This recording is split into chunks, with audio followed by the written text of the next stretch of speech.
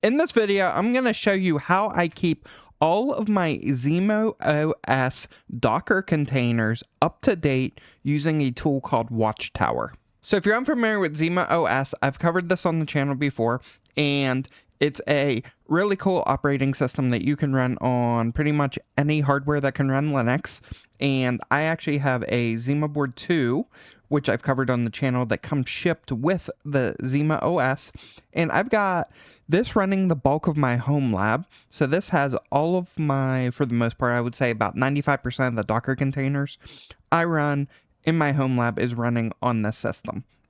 One of the things you may run into is needing to keep these up to date. So if we take a look at some of the stuff that I'm running, I've got like Dazzle on here, I've got Homepage, I've got Prowler, I've got SabNZBD, I've got a bunch of these tools that are frequently updated. Nextcloud's on here, bunch of tools that are frequently updated, and I need a way to get those to auto update. So I don't have to go in, check for updates, update the containers manually. And that is where Watchtower comes in. Now, in the past, I've talked about Watchtower a lot because it was kind of my go-to with Docker. However, what happened late last year is the creator of this tool actually archived the repository. So you can see it was archived on December 17th of 2025 and is now read-only. They basically said they're going to stop development of this. The community kind of stepped in and took over it. So there's another branch of this that is still being actively maintained. Now, there are some Zima OS app stores that have Watchtower in the App Store. However, they're still running the old version. We are now at a point with the latest Docker update that old version no longer works. And so you'll run into some failures. And so today I'm going to show you how to get it updated. Now, there's two easy ways to do it. One, you can import my App Store.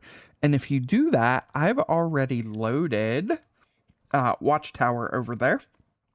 So it is really simple. You can basically just come over to my App Store, go to the Retro Mic category, come over here, and you can say install. Or if you don't want to add my App Store, you can add it manually. And that's what I'm going to show you today. So we're going to go ahead and say install a customized app. And we're going to start plugging in some information here. Again, the easiest way to do it is to obviously just use my App Store and install it if you already have my App Store installed. If not, the Docker image you want is Nick Fetter / Watchtower latest, and we're going to name this Watchtower. And it should auto import the icon. I've got Dazzle, so I'm going to tell this to run on port 8888. This isn't necessarily the port that this service runs on, but rather when you click the icon, where is it taking me? And so for this, I want it to take me to Dazzle. We need to add a volume mapping here. And we're going to do on both sides /var/run/docker.sock. This doesn't need to be a file. In fact, don't change this. This is the native sock service for Docker so that it has full access. And this is needed so that it can basically stop the container, pull down the new image, recreate the container using the new version of the image. And if we scroll down, we can just go to the bottom here. This container name, we can change this to Watchtower. And our restart policy is unless stopped. Everything else with this is pretty good. We don't need to change anything else. We just say install. And that's going to start the installation. This is going to download the image and create the container. Now, what this is going to do, there are additional parameters you can send into this. If you only want to update specific containers, I'm not going to cover that in this video. The way we're setting this up, it's going to monitor every Docker container running on the system. And anytime there's a new image released for it and published to Docker Hub, it will auto update itself. And it's going to do that nightly. So by default, every 24 hours, it's going to run a check and basically check to see if there's a new image out there. If so, like I said, it's going to download the new image, stop the old container, start a new container. All of your settings that you had in the old one, any volume mappings, any path mappings, any environment variables, it's going to use all of those when it recreates the new one. So it's essentially automating the process that you would normally have to go through in order to run an update on that container. So this is going to allow us to make sure we're always running the latest version of all the containers on our system. And we're just going to let this install, wait for it to finish, and then we're going to click the icon and take a look at the logs and make sure it's running. Once it's installed, you should see Watchtower at the bottom here. We're going to go ahead and click on this, and it's going to launch the Ozzle.